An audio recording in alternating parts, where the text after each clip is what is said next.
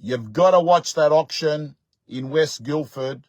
I saw it with my own eyes. There was a bidder who just missed out. He was the underbidder, and his wife was giving birth while the auction was going on. She wasn't at the property. She was at hospital, and someone was holding a phone up. And I was trying to work out what he was doing because he had a phone on, and he was watching his wife in labor.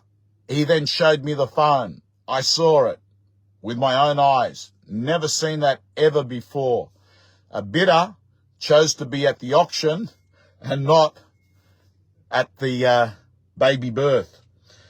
So, also, I've got to make this comment about young real estate agents who have not worked out that Friday night is not the night to go out.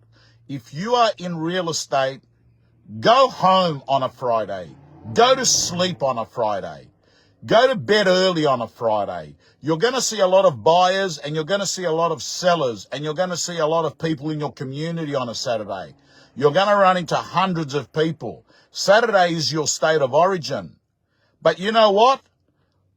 I'm noticing a lot of buyers, a lot of these younger agents, and one particular today, the guy was in a coma.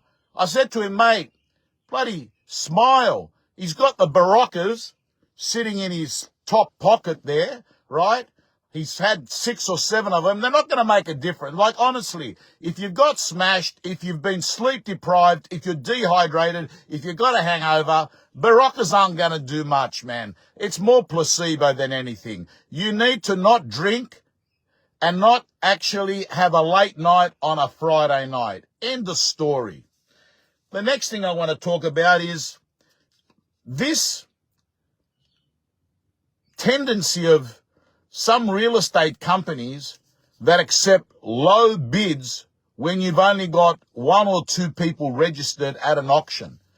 I mean, begin with the end in mind. If they're going to start low and there are no other buyers that are going to push them along, it's going to get anchored at a low number. And then people are going to dig their heels in when you start doing in-auction negotiation. So don't accept a low bid if there's only 2. It's different if there's 7 or 8 people registered and the reserve is 1.5 and someone makes a bid of 1.1 and you know that there's going to be a lot of bidding because there's a lot of people registered. That's different.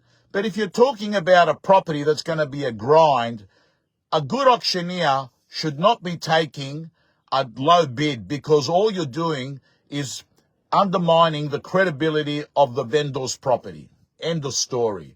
And it's irrelevant because they're not going to be selling anywhere near that level. So at least be transparent with the crowd as well. And they are the ideal time to be using vendor bids. Anyway, team, great to be back in Australia auctioning. And I've got to say to you that I can see we are in for a bumper final 4 or 5 months of the year. We are going to see a lot of volume. I can tell you August is more or less totally booked out for me, and it's the sort of activity you'd be getting in September.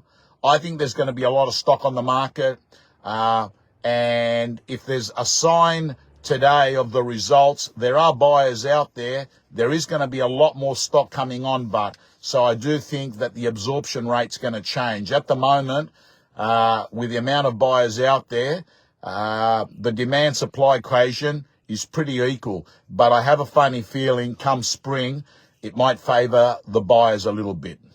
Anyway, team, signing off. Let's have a good week. And all I can say to you, if you're a young person here, go to bed and start treating your job with respect.